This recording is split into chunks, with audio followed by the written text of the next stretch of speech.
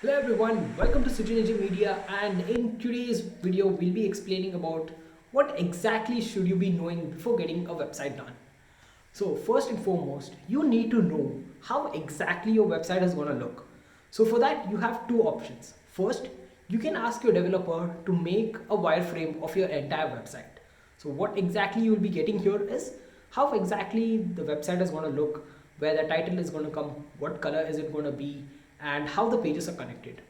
The second thing what you can do is, if you have any website in mind or any kind of reference, you can just give it to your developer and he can make something similar to that with some changes what you're looking for. Second thing is, what is the exact requirement you're having? What are the exact features you're looking for? Everything what the developer is going to provide you and what you have in mind, make sure you get an agreement done before starting it. So how does it help the client? The client, it helps you by asking the developer for the exact features what he has promised before starting the work. And as a developer, in case you don't pay the remaining amount or the remaining balance or any kind of payment issues you have, the developer can sue the client. Same with the client suing the developer if he doesn't do the work. So it's a win-win in both the situation, and I highly recommend you need to have an agreement before getting your website done by anyone. Now the third thing is, understand how many number of revisions the developer is ready to provide for your website. That is very important. The fourth thing is, you need to know what exactly the developer needs before he starts the website.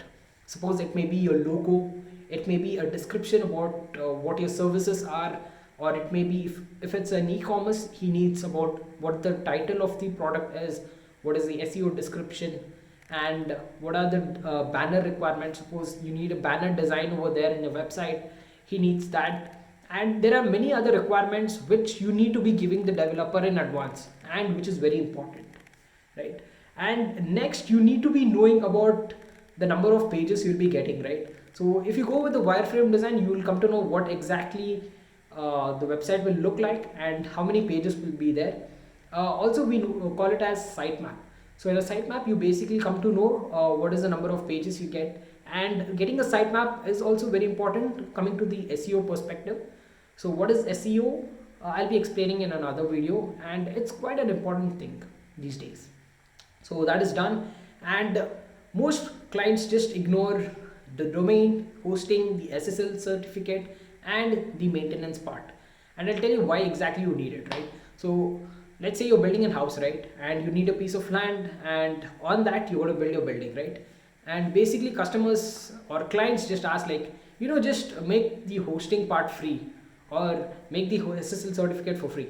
And it's not possible, and most of them don't understand what exactly it is, right? So first you need to get a hosting. So what exactly it is you're getting a server space in the internet, right? So that's hosting, right? And then comes the SSL certificate. If you need that lock mark on the top of your website, then you need to have an SSL certificate.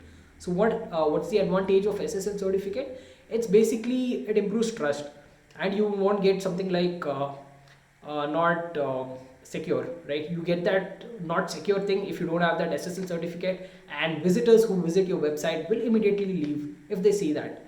So it improves the trust and security of your website.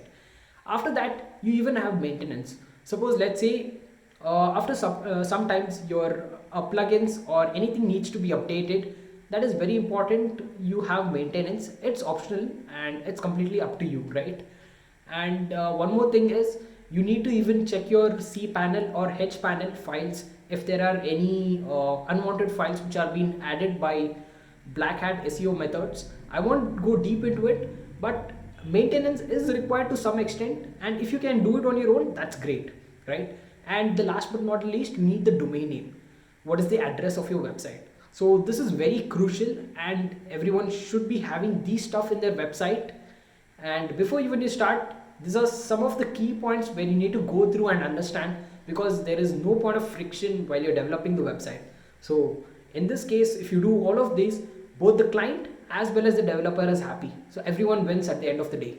So hope it added some value and gave some perspective before you start even making a website, right? Even if you know to make a website, these are some of the things you need to be following through. And if you're outsourcing it, then great, these are the steps you need to follow. If anything else, just let me know, and hope you liked it.